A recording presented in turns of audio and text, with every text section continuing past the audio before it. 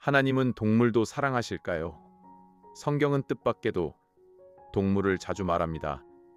이 질문은 작지 않습니다. 하나님은 사람만 보시는 분일까요? 아니면 온 세상을 돌보시는 분일까요? 오늘 답은 분명합니다. 하나님은 동물도 사랑하십니다. 하지만 사람과 같은 방식은 아닙니다. 식탁에 가족이 둘러 앉았다고 생각해 보세요.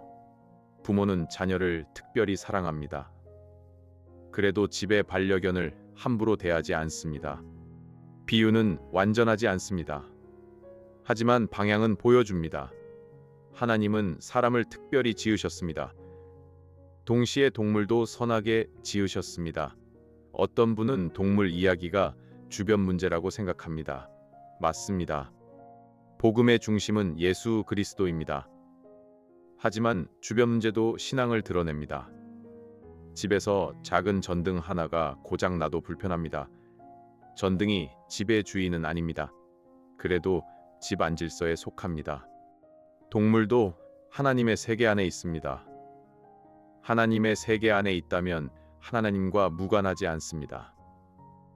창세기 1장 31절은 이렇게 말합니다. 하나님이 지으신 그 모든 것을 보시니 보시기에 심히 좋았더라. 성경은 사람만 좋았다고 말하지 않습니다. 하나님이 지으신 모든 세계가 좋았습니다. 새와 물고기도 좋았습니다. 땅의 짐승도 좋았습니다. 창조란 하나님이 세상을 지으셨다는 뜻입니다. 동물은 우연히 남은 장식품이 아닙니다. 하나님의 선한 창조에 속합니다. 그래서 동물을 하찮게 보는 태도는 성경적이지 않습니다. 하나님이 좋다고 하신 것을 우리가 낮출 수 없습니다. 시편 104편 24절은 이렇게 고백합니다. 여호와여 주께서 하신 일이 어찌 그리 많은지요. 주께서 지혜로 그들을 다 지으셨으니 주께서 지으신 것들이 땅에 가득하니이다. 시편 기자는 자연을 보며 감탄합니다. 그 감탄은 막연한 감성이 아닙니다. 하나님의 지혜를 보는 눈입니다. 지혜란 똑똑함만 뜻하지 않습니다. 하나님이 각 피조물에 맞는 자리를 주셨다는 뜻입니다. 참새는 참새답게 지음받았습니다.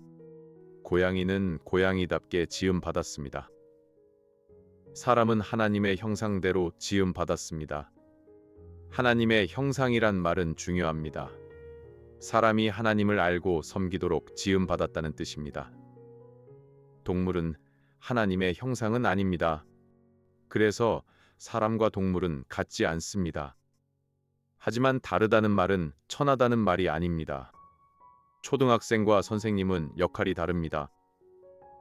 그렇다고 학생이 쓸모없다는 뜻은 아닙니다. 칼빈이라는 신학자가 있습니다. 16세기 프랑스 출신 개혁주의 신학자입니다. 그는 자연이 하나님의 영광을 보여준다고 설명했습니다. 봄에 새가 돌아오는 모습도 헛것이 아닙니다. 겨울을 나는 동물의 본능도 우연만은 아닙니다. 하나님의 지혜가 그 안에 비칩니다. 하나님은 동물을 만들고 버려두지 않으셨습니다. 하나님은 지금도 먹이시고 돌보십니다. 시편 104편 27절과 28절은 이렇게 말합니다. 이것들은 다 주께서 때를 따라 먹을 것을 주시기를 바라나이다. 주께서 주신즉 그들이 받으며 주께서 손을 펴신즉 그들이 좋은 것으로 만족하다가. 성경은 동물의 먹이를 하나님의 손과 연결합니다.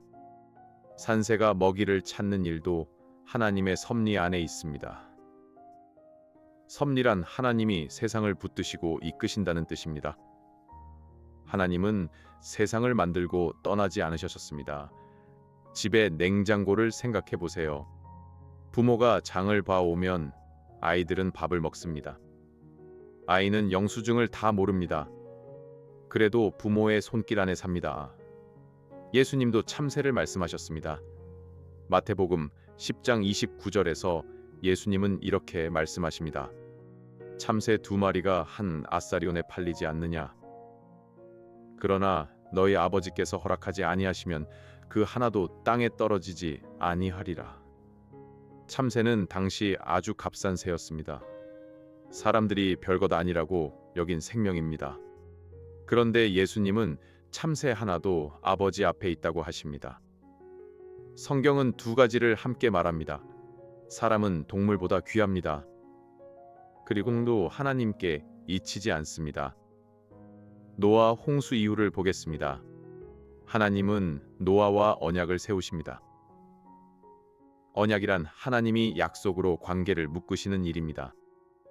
창세기 9장 9절과 10절에서 하나님은 말씀하십니다. 내가 내 언약을 너희와 너희 후손과 세우리니 너희와 함께 한 모든 생물 곧 새와 가축과 땅의 모든 생물에게니라. 하나님은 사람만 언급하지 않으십니다. 새와 가축과 땅의 생물도 언급하십니다. 동네 주민센터 공지를 떠올려 보세요. 어떤 공지는 한 사람에게만 해당합니다. 어떤 공지는 온 동네에 해당합니다. 노아 언약은 온 땅의 생명과 관련됩니다. 요나서도 같은 방향을 보여줍니다. 요나서 4장 11절에서 하나님은 니느웨의 가축도 언급하십니다. 하물며 이 큰 성읍 니느웨는 좌우를 분변하지 못하는 자가 12만여 명이요 가축도 많이 있나니 내가 어찌 아끼지 아니하겠느냐. 하나님은 악한 도시를 책망하십니다. 동시에 그 도시의 생명들을 아끼십니다. 심지어 가축도 언급하십니다. 긍휼이란 불쌍히 여기고 돌보시는 마음입니다. 하나님의 긍휼은 사람에게 가장 깊이 나타납니다. 그러나 사람에게만 좁게 갇히지 않습니다. 그렇다면 왜 동물은 고통을 겪을까요? 왜 병들고 죽고 버려질까요? 성경은 세상이 원래부터 망가졌다고 말하지 않습니다. 창조는 선했습니다. 그러나 인간의 죄 이후 세상은 탄식하게 되었습니다. 로마서 8장 22절은 이렇게 말합니다. 피조물이 다 이제까지 함께 탄식하며 함께 고통을 겪고 있는 것을 우리가 아느니라. 탄식이란 깊은 한숨입니다. 병원 대기실에서 가족이 결과를 기다릴 때가 있습니다. 말은 적어도 공기 전체가 무겁습니다. 성경은 타락한 세상을 그렇게 봅니다. 타락이란 죄 때문에 창조 질서가 상했다는 뜻입니다. 동물의 고통도 그 무거움 속에 있습니다. 하지만 성경은 절망으로 끝내지 않습니다. 로마서 8장 21절은 피조물도 해방을 기다린다고 말합니다. 하나님은 자기 창조를 버리지 않으십니다. 여기서 조심해야 합니다. 성경은 개별 동물이 어떻게 되는지 자세히 말하지 않습니다.